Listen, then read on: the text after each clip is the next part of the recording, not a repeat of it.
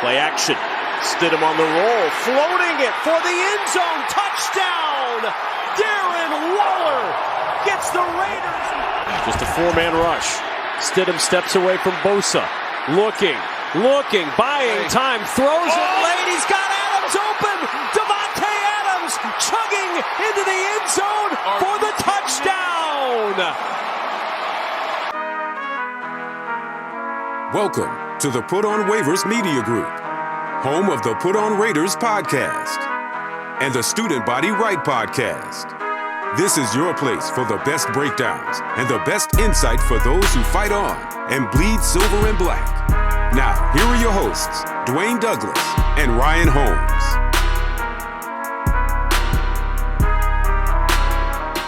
And welcome, everybody, to the glorious episode of the Put on Raiders podcast. I'm your host, Dwayne Douglas, along with Ryan Holmes, and we are podcasting off the steady shores of the Pacific Ocean. Beautiful day out here. It rained a lot today in Southern California, and it was raining points up in Allegiant out there in Vegas. A lot of big plays, a lot of points in this game. It looked like a college football playoff game, if you will, the way the Niners and Raiders were going at it. Ryan, how are you? Doing good. It was raining points, good and bad for both teams. For both teams. Yes, but no, doing good. Just got back from the movies. Just saw Avatar 2. I still don't know what I saw. A bunch of blue people flying around and swimming. Exactly. I didn't see the first one.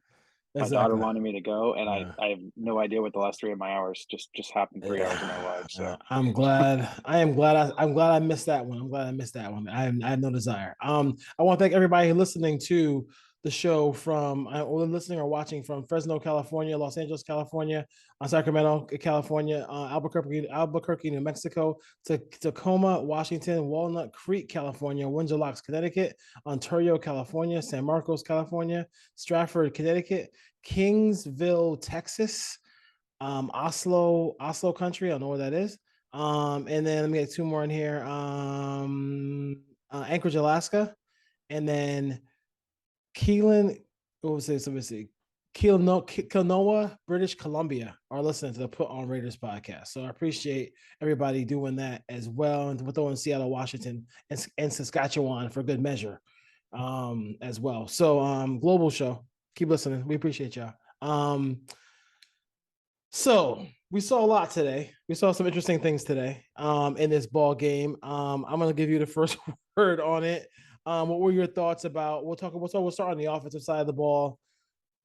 I thought that first drive was really pretty, and I feel like they just it was almost like, in gym class when, like, I don't know if you play basketball in gym class. I don't know about how when you were in high school, but everybody had to touch the ball before you scored.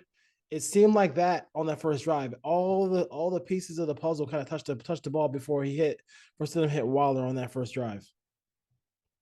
Yeah, I thought, and the Raiders have been good at that all year, is the opening drive, going down the field and getting points, and something they were good at before this week, and they continued this week against the 49ers. It was good to see Stidham just had a great game. I know the interceptions are going to clog it up the end. Got hit as he threw the ball there, obviously, to Adams. I was actually texting you the play before. Like, they got one-on-one outside. They got to take the shot, and then the next play they threw the interception. So hopefully, I wish they would have done the play earlier, but no, it was good to see, he played with poise. He commanded the huddle.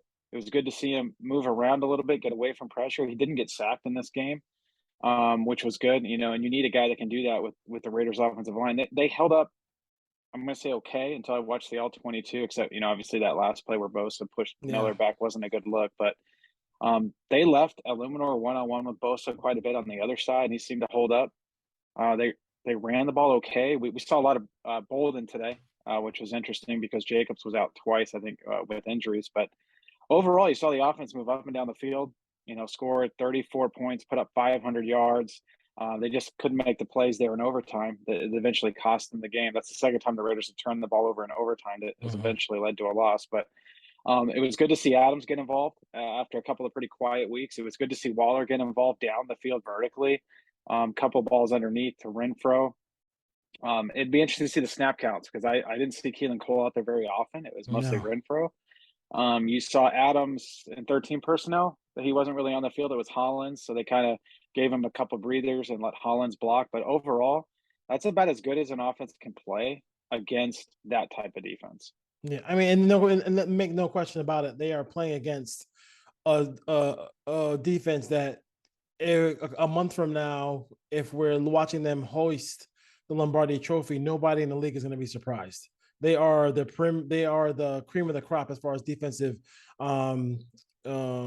teams go. And this is the reason why I am so adamant and about bringing the band back. To bring in Renfro, bring in Waller, bringing Adams back. I don't know about Jacobs. I love to have Jacobs back, but I mean, if you can allocate that funds to get some defensive help or some interior defense or offensive line help, that probably might be a better choice. But my heart says, give 28 one more chance, and maybe he does that cool thing that everybody wants him to do and change that jersey to number 8.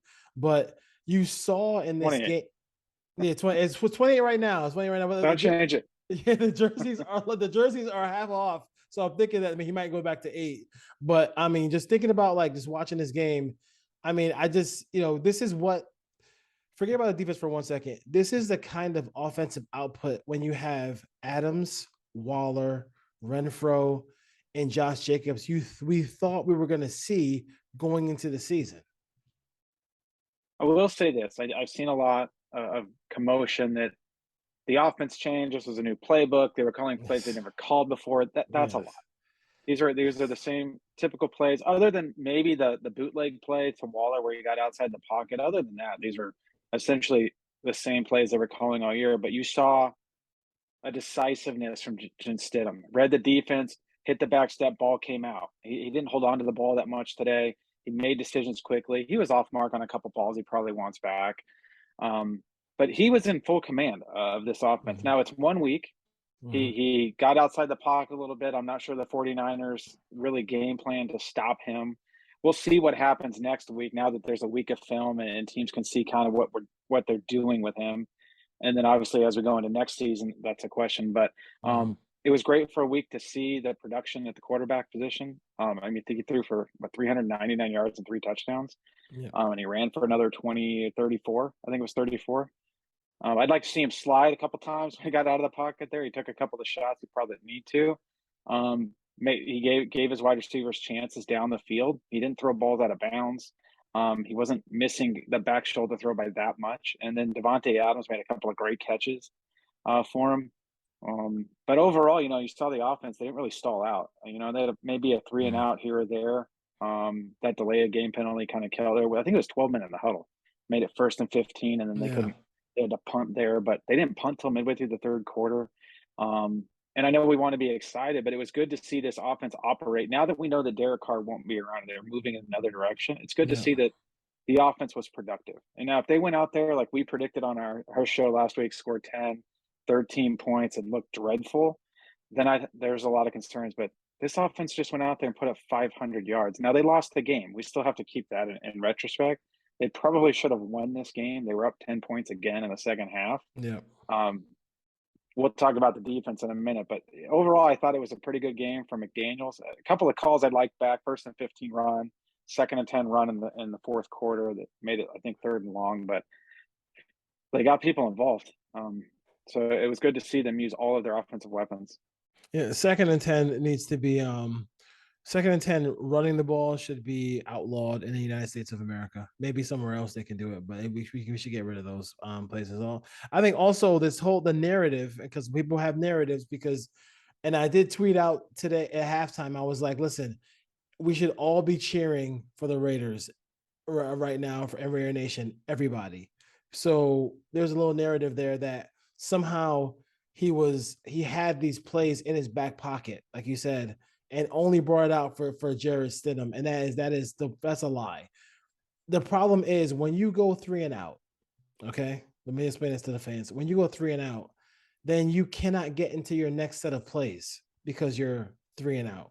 So, and the game changes and everything like that. You have to, when you have that momentum of the play calls, and we've seen Dr. McDaniels call a series of plays, whether it was Mac Jones or Tom Brady, that have been successful. You need to have that rhythm of just like, okay, boom, boom, boom. We got that 3rd down. let's go. I know exactly what I'm going to do on this first down play or the second down or the second and short play. Like keeping the momentum and keeping that smoothness offensively, keeping that going. And like you can't do it when you go 3 and out. I'm not saying Derek Carr went 3 and out every single time he had the football, but there were some drives that just stalled out because the ball maybe went to Josh Jacobs on a check down where a Waller or a Renfro or Adams was open or not open. But in this game, just give the receiver a chance. Like that is the only thing. You have the bet. You have the top 5 slot, top 5 tight end, top 5 wide receiver on this team. Just give those guys an opportunity to make a play and just see where and live on that line rather than throwing the ball out of bounds or throwing the ball at somebody's feet or taking a sack. Yeah, I think I texted you at some point in the fourth quarter. They kept running that same formation, it was 3 receivers. It was like trips left. Adams came in motion. He was singled up on the backside. Yeah. And then they ran it like 5 plays in a row. I'm really curious when I look at the film, like what were they setting up? And clearly they never really got to it. The Adams singled up on the backside. They had a safety over the top of him that bailed out a couple of times. I'd love to know what McDaniels was trying to set up there, but it never happened. But you're right. Jarrett Stidham completed 23 passes, and I think the running backs got 5 targets, so they were all to Jacobs had 4 catches, but he got the ball. He spread it around. I think it was 11 targets to Adams. He got 5 or 6 targets towards Waller. He got a few to Hollins. He got a few to Renfro. Like he basically knew where he was going with the football. And I know a lot of fans are like, well, he's been in this offense for 4 years. He should know what to do. He hasn't played in a game. He didn't play exactly. It's a little different, like going through a scout team, running other things. Now, I'm not going to sit here and say Jarrett Stidham's the guy.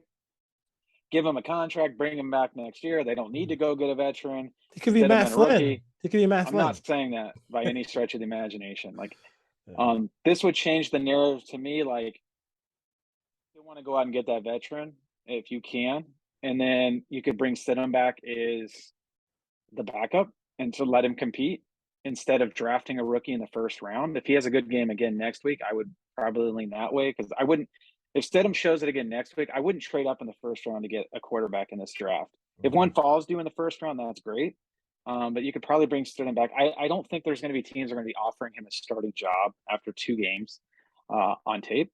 But you never know. But if the cost is right, $5 to $7 million, bring him back as a backup, have a good insurance policy there, a guy that knows the offense. And they said, I don't know where I heard this. I want to say it was on the pregame show, or maybe it was during the broadcast, that they weren't even going to bring Stidham in. Brian Hoyer was going to be the backup on the team this year, but Brian Hoyer didn't want to move his family. So I heard that somewhere this morning. I don't remember where.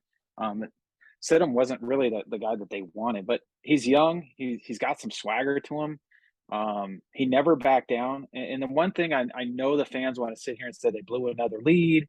Josh McDaniels sucks, but the offense didn't fold in the second half like it has in all these other leads. That they got down by 3, Stidham took them down and got a field goal to tie it. They gave up a touchdown, Stidham took them down the field to score a touchdown to send it to overtime. So the offense kept fighting. They scored 17 points in each half. That's what we kind of want to see. Now the defense, that's a whole nother question. The defense had probably their worst outing of the year. But I mean, that was the worst outing of the year for the defense. But they were running out guys. I was on my phone. Who's 56? Who's this guy? Why is this guy on the field? They ran out of linebackers. They had to put Teamer in there. And then he didn't do anything. They didn't have Perriman. They didn't have Chandler Jones. The back end, the second, I didn't play well at all. Nate Hobbs was not good again for like the 3rd week in a row. And I have a lot. I said last week I have a lot of questions about Nate Hobbs. I have a ton of questions moving forward about him as an outside cornerback. Now, if they want to move him back on the slot or shift him to safety, his best spot might be free safety. And I know we've talked about that. So if you could have Merrick and him playing safety next year, that's probably a better option. But we'll see. This team has a ton of holes to fill in defense, but we didn't expect this defense to go out there and hold that offense with that offensive line, with Ayuk played well, the George Kittle with McCaffrey, to hold them to 13 or 17 points. That's unrealistic. But at the end of the day, I do have questions. Like, Patrick Graham had no plan for Christian McCaffrey. It was like he treated him like he was just a running back on the other team. You never saw them really do anything to stop him. They never put 8 in the box really and forced them to try to throw the ball. And they just let the 49ers do what they wanted to do and go up and down the field. So not a good game for Patrick Graham. After a streak there of probably 4 or 5 games where the defense did enough, they clearly did not do enough today. I would say a couple one narrative thing I want to shut down. We shut down the first one. Other narrative is defensively about what the Raiders and Raiders offense and defense kind of playing together. If every game was like this season in the Carr era, then I think yes, you could sit back and say blank the defense. Like, you know what I mean? But that's not how it went. And that's not how it was. They had a long stretch of games where this is the third game they've given up 30 all season. Exactly. And we've seen games where, like the Jamal Charles game, we've seen teams where the Raiders give up. We're gonna give up 40 points no matter if they're playing, modern day. They're giving up 30 points or for 40 points. So that's the keep it in context. Like, this was a game where, like, the defense did not show up in this game. I was very disappointed in Patrick Graham because you have to treat. Number one, they traded. Look at the draft capital they gave the Carolina Panthers for McCaffrey. They're going to use him. You don't have number 19. Debo's not playing, so as the ball's going to go to him. Let me see Brock Purdy, and this is how I look at things. I kind of think of like things, and I kind of think of like the Belichick way of things, how he takes things away. Like, let me take away McCaffrey, okay. And then let me take him away, just slow him down.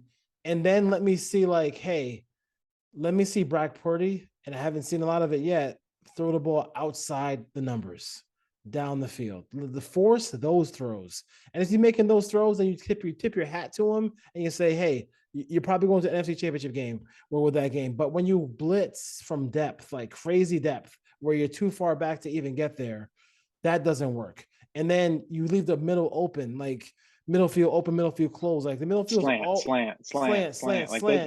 It's like, dude, like just jump it. Like, dude, give me something else besides giving the middle of the field open every single time. That's where, like, you kind of want to cheer for Patrick Graham, but it's like on the other end of it, like, you get the results are the results. And I understand he doesn't have a lot of the pieces to the puzzle, but I do want to see, like, hey, I'm not going to let you do. You may score points on me because I've been playing with a bunch of backups, but I'm not going to let your 23 go over 200 yards.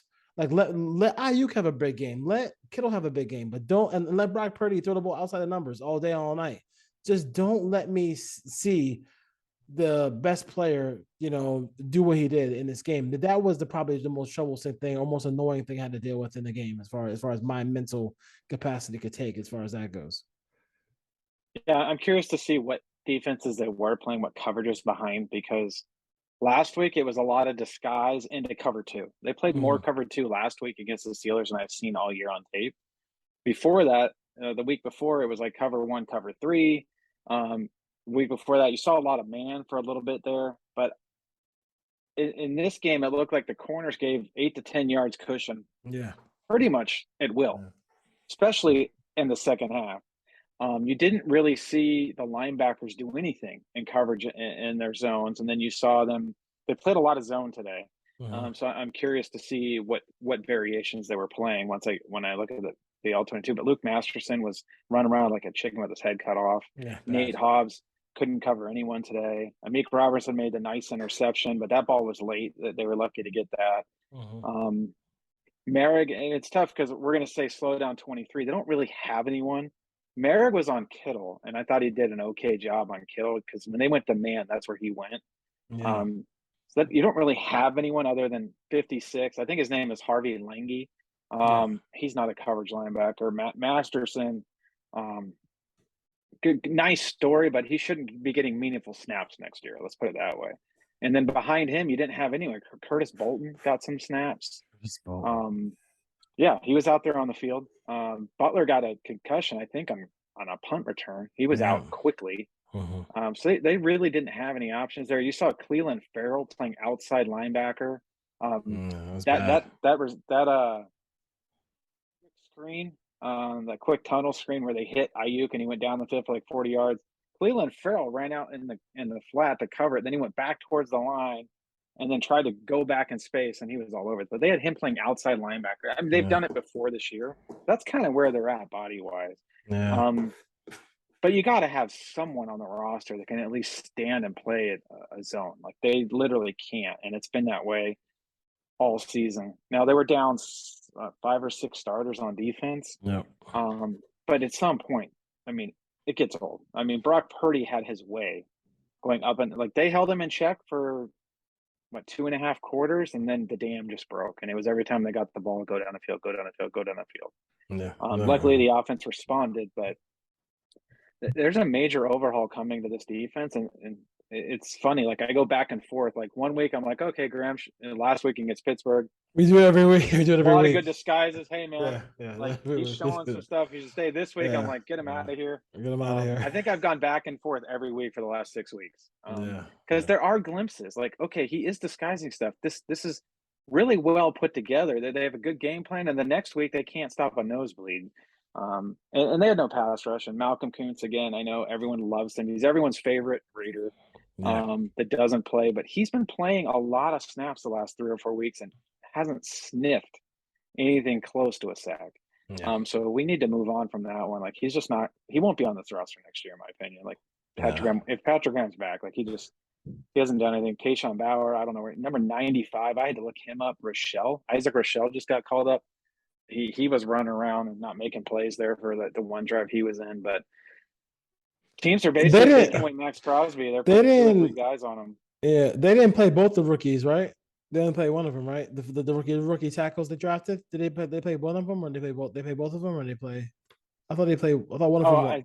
I think Farrell definitely played. I think Butler was inactive. I didn't see Butler out there. So that's just like, to me, just drives me crazy. Britton Brown was active again, but I saw Bolden get 8 carries. But that's a story for another day. What are we doing with that? What are we doing with this? He's running. I'll tell you. Watch those two be like, frickin' frack as far as like destroying the league in the backfield next year, because he must be having those two being on sabbatical are just crazy to me. And also, I would tell Patrick Graham, if number three Ray McLeod is in the game, he's getting the ball. I just said they don't put him on the field very often. If he's coming on the field, he's getting the football. As far as that goes. But I do like the poise that Stidham play with, kind of that slow. The slow heart rate. He just really did a good job of just like just rely. I didn't feel it was weird to say this, and I know he's only a rookie or a young player, but I didn't feel the stress of watching the Raiders play offense. I get stressed out watching them play offense under Carr with these weapons, because I'm like, it can't be this hard to get the ball to these players. Like, what I mean? Like, and like it shouldn't be that way, but and for him it wasn't. And I don't know, maybe it's the system, maybe it's just like whatever. I thought they did a good job of like kind of getting people in and out. I thought the play that really 2 plays in this game that said, I'm gonna just trust you to make a play. I thought obviously the touchdown, maybe 3, the touchdown to second, the touchdown in the corner of the end zone. The back pylon to Adams. Then you had the kind of like the jump ball to Waller, where you let Waller go be like a basketball player, go get a rebound, and the other one to Foster Moreau. Foster Moreau was just kind of like he mossed someone. he mossed somebody on that team, but it was nice because it was like, hey, like his back, the receiver, like very special players can like turn their body around and pick that ball off or get a PBU. But he saw that his back was to his back. He saw the jersey number of the person covering Foster Moreau and gave Foster Moreau a chance. That's all you can ask, is to give that guy a chance. And he gave him a chance, and Foster Moreau made a couple of big plays on that drive. So listen, he played. Foster Moreau's had some chances this year where balls just clanged off of him. Oh yes, quite a few times. I don't want to make Foster Moreau out to be the hero of the day. He was not. Just trust me, I am not a Foster Moreau fan. What do I always text you? Why is 87 playing more snaps than 83? Like I text you that all the time. So That'll be great. The 87 next year on the team will be Rob Gronkowski, it sounds like. yes, and to me, and with if they do bring Rob Gronkowski and they do bring and obviously they keep Waller, that would be quite a duo. I mean, that'd be like, you know, thunder and lightning as far as that goes. But I thought this was the one thing I'll say real quick before you go is that I thought this was kind of a best case scenario for the Raiders.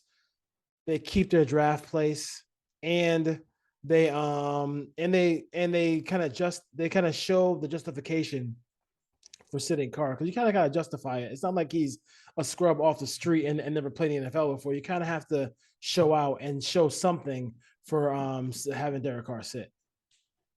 It was interesting that the Fox broadcast said that Derek Carr was the one that asked to leave. Yes.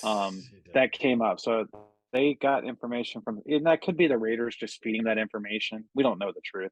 David Carr is probably going to try to let us know what from his side tomorrow, right? Tomorrow. It's funny. He tweeted out, I think it was on Instagram, a picture of someone a kid in a 49ers jersey. Like, the Carr family's just crazy. But I will say this for Stidham. That dude stood in the pocket and he took some shots. He wasn't scared. Yeah. The touchdown he threw to Adams and I'm pretty sure that was roughing the passer. He got hit right in the face by Hufungo. There was another one where they threw a penalty for roughing the passer. Picked it up. Yeah, I saw that one. Yeah. But I heard Mike Lombardi. He was doing the rounds this week on the radio, and he made a comment. Now, his son is the offensive coordinator, and he said, "A boxer that doesn't want to get hit can't be fixed." Now, I don't know what he's talking about. You can probably put two and two together. I don't know. I'll just leave that out there. But he said that, I heard it twice, two different interviews with him, and he made that comment. Yeah. So that's coming from the coaching staff or someone inside the building. That the information did not get to Michael Lombardi without someone telling him that. But Jared Stidham stood in there today, and he got blasted a couple times. Yes, he did. And made some throws, so it's good to see that.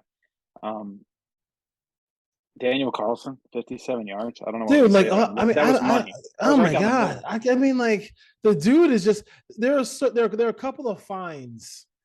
There are a couple of things that Gruden left the Raiders that we'll always be thankful for. I'm really thankful that before the draft started, he watched the Mel Gibson movie and drafted Mad Max. I'm happy that Renfro, obviously Waller, that's more Greg Olsen for seeing him on the practice squad, right? But excuse me, Daniel Carlson, who was struggling mightily with the Vikings, right? They cut him after like 3 or 4 games. They cut him in 3 or 4 games, and he comes to the Raiders, and he is just like, what's going on? Oh, 60 yards, I got you, and just hits a bomb. I mean, and it was just like, and it was more, if you saw, it was not down the middle, and then he actually has like 10, 15 yards more on that kick. Like, he's been, those who, Cole and Carlson have been amazing. They have been amazing, and the Raiders have a history of that, but they've been. Do you want to be the franchise that's known for excellent kickers and punters and bad at developing quarterbacks? Because I don't. I'd rather develop quarterbacks, but Ohio State probably could have used Daniel Carlson last night. You could correct, or a coach who wanted to give their quarterback, who was the best player on the field at that moment, let him win the game for you, because he would have won the game for you if you didn't take the ball out of his hands. Come on, Day. I will add, I know Raider fans are excited at the prospect of them moving up to the 7th pick. I've done the math. There's a real chance they're going to be picking 9th, even if they lose next week. Mm-hmm. Because the tiebreaker is so close. Like, they're 0.001% ahead of Atlanta, and they're 0.005 ahead of Carolina. So if Atlanta and Carolina lose and the Raiders lose, you have to factor in the upcoming opponent. The Chiefs have 13 wins, and if the Raiders lose, they'll have 14. Whereas the Saints and Falcons are playing teams with 7 and 8 wins. But then it actually goes over the whole course of the schedule. So there's going to be other games involved. But that alone right there is probably going to hurt the Raiders, those 5 or 6 extra wins that the Chiefs will have over the opponents of the Falcons and Panthers next week. So then it's just going to come down to the other, 15 games on the schedule, because the Chiefs will go up because they'll play the Chiefs twice. So that actually counts as 28 wins if the Chiefs win next week.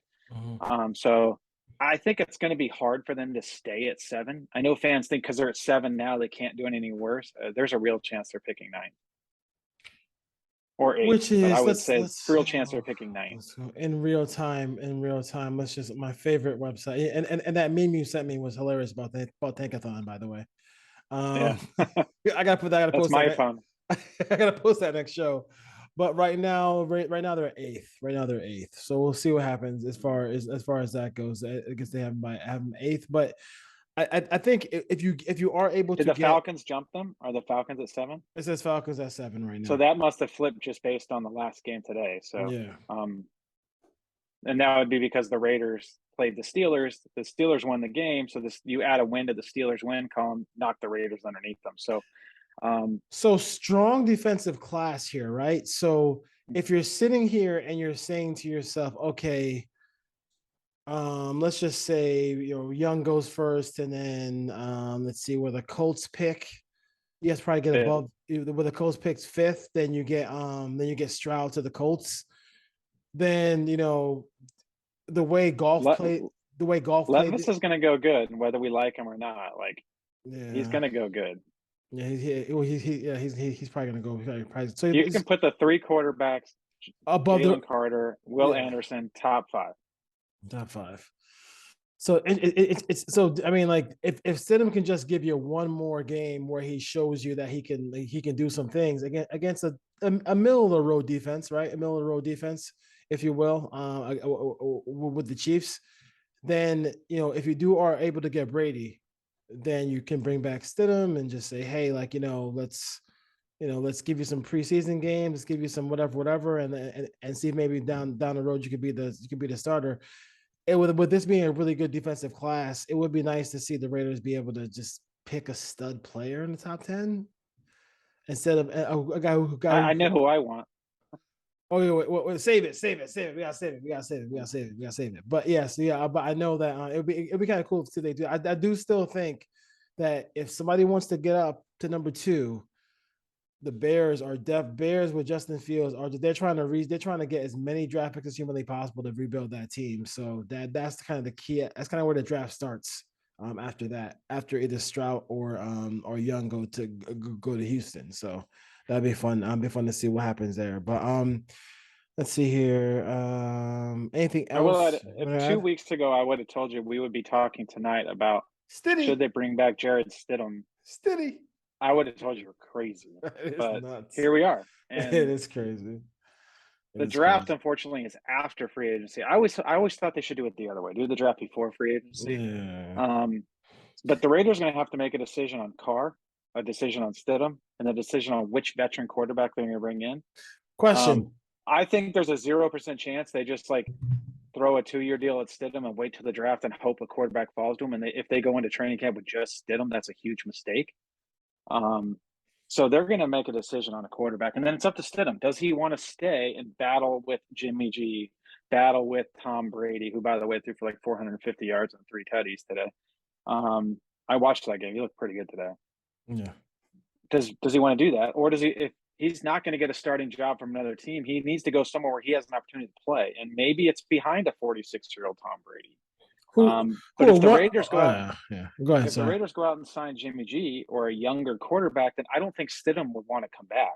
He doesn't want to sit behind a younger quarterback. So they went from possibly just having the Derek Carr issue. They may have a Jared Stidham issue and trying to figure out how to bring him back and get another veteran quarterback. And so that is true. What would the numbers look like if you had to bring? So say they're successful in their pursuit of Tom Brady, and they get Tom Brady, and Gronk comes back, and then you gotta probably. Foster can walk. I'm good with Foster. Not a fan of Foster Monroe. You got Foster and Waller, but you bring what would the contract look like? Incentive based, 2 years for Stidham. To bring him back because he's a free agent. He probably would only. If I was Stidham, I would only do a 1-year deal, and it was after I talked to other teams. But probably, 1 for 5, with incentives based on obviously snaps. If he plays so many snaps a game or so many snaps over the course of the season, I would want a deal 1 year, $5 million, but the opportunity to get up to, $15 million. I want $10 million incentives because if I'm going to play, if Tom gets hurt, Yeah, I want to make exactly. real money. I want to get to somewhat in the starter ballpark. So Exactly. I would assume it'd be something like that, something really incentive based, kind of like Mariota had when he was here. This time next year, the Raiders are franchising Stidham. That'd be hilarious. That'd be hilarious. I mean, I would. They might do it with Jacobs. Like, Yeah, they might do it with it's Jacobs. going to be really hard to replace him. I know they don't want to pay the running back position, but Josh Jacobs is real. Now, I'm concerned if you give him 300 touches next year, like they're doing this year. Like, how you want to be able to get out of that contract quickly? I think, probably 2 years if you can. can. Yeah, I would think that like next year, like these Bolden carries got to go. I think these Abdullah probably might be on the team, and maybe Bolden's not on the team, and they go with the kind of 4 running backs. But if you do bring in Tom Brady, you have to have a strong running game, which they don't have in Tampa. They can't run the ball at all. But he needs a guy that can run the rock and can catch the ball out of the backfield because he's going to throw the ball to the backs a lot. Is Fournette free agent? I wouldn't want anything to do with Leonard Fournette at this point. Me either. But like he loves that dude.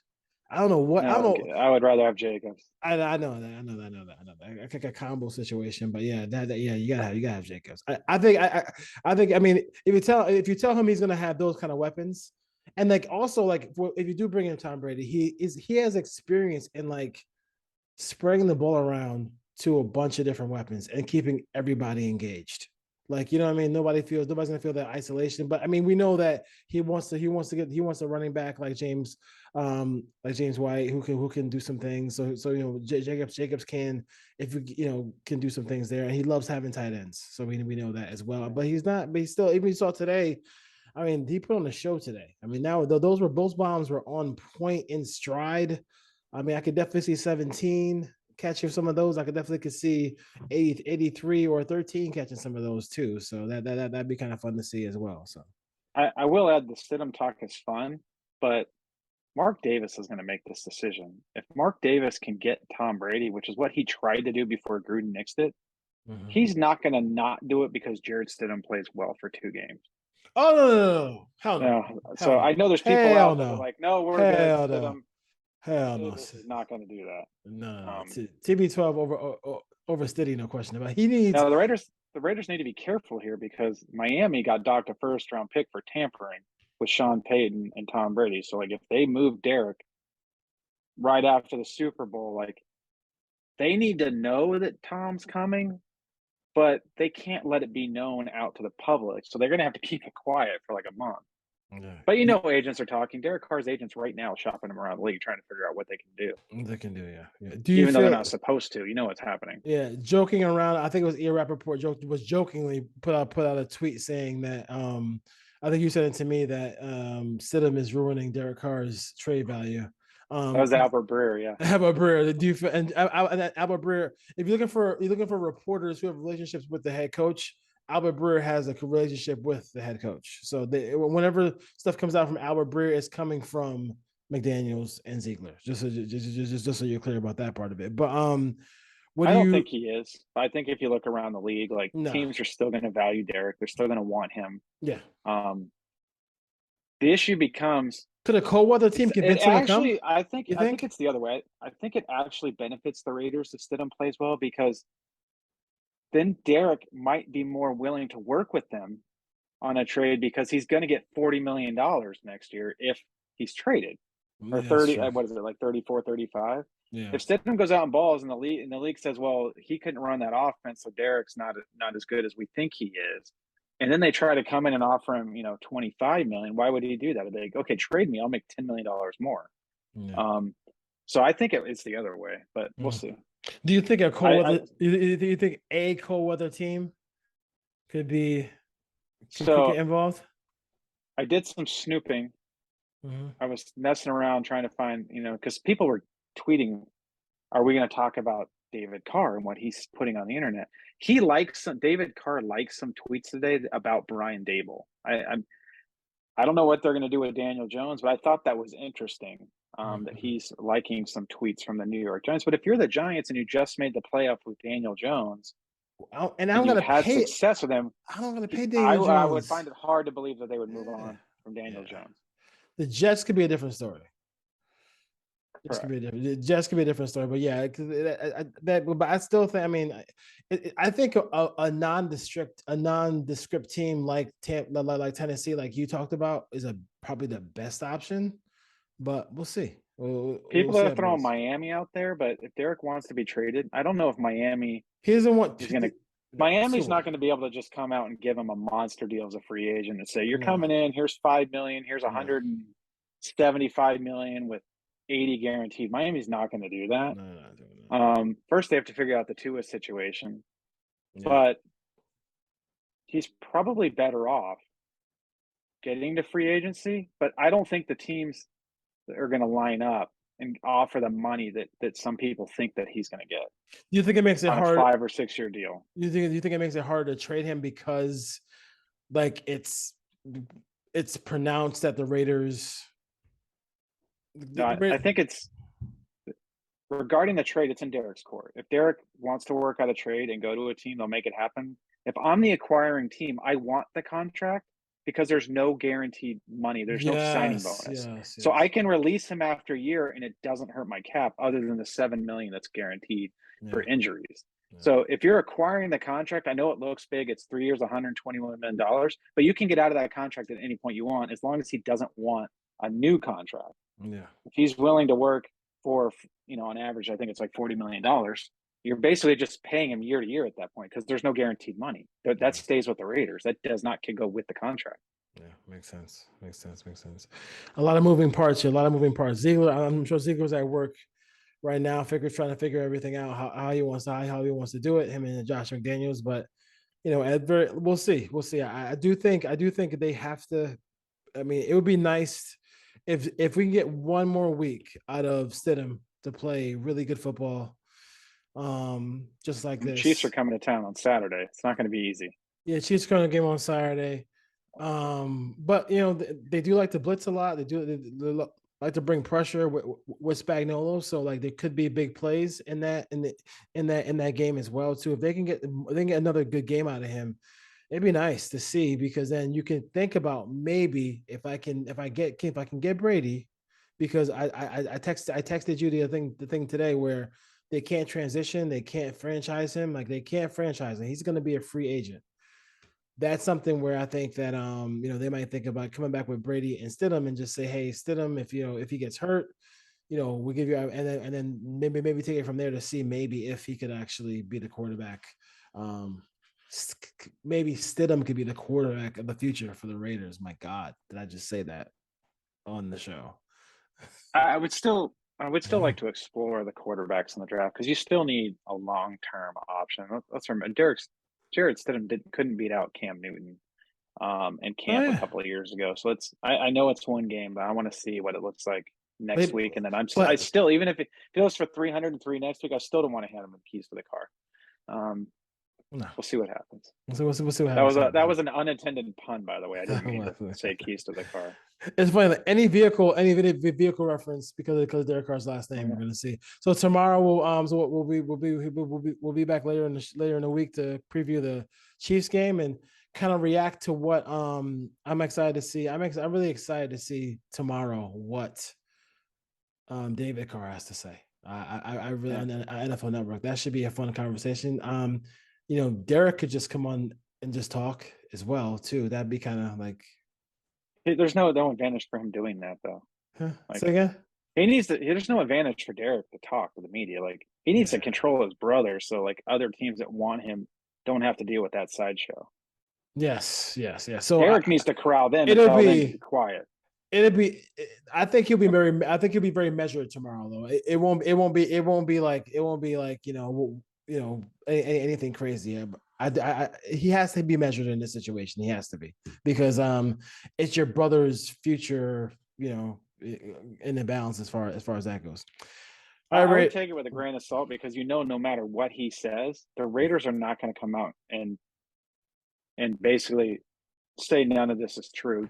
McDaniels is not going to come out and say anything. Mark Oh Davis is no, not going to say anything. So absolutely. it's almost like he's an agent when they throw the Raiders name around with every free agent to drive up the price. Like no matter what David Carr says tomorrow, no one in the Raiders organization is combat that publicly. So he has free reign to say what he wants, and no one's going to say anything about it. So at the end of the day, as Raiders fans, we just need to move on. Like he's not going to be on this team next year. Let's get behind the quarterback now. Let's work on the future.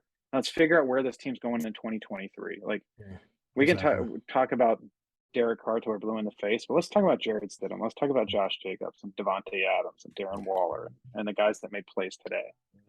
Exactly. Makes sense. And I'm excited to see the all 22. I didn't want to watch it. Like yeah, you said that. I think at one point I told you I'm not done watching it. I'm not. I'm going to watch it. I'm done. We started looking at how to get college all 22. We're like, we're looking at college film. We don't got time for the Raiders anymore. But should be fun. Should be fun times. The unpredictability of sports has been crazy. So we'll see what happens with the Raiders coming forward. All right, Ryan. We'll see you later in the week. And then we'll take it through the Chiefs and take it through some other stuff with the Raiders. All 22, all those things like that. All right, Ray Nation. Peace. Sounds good.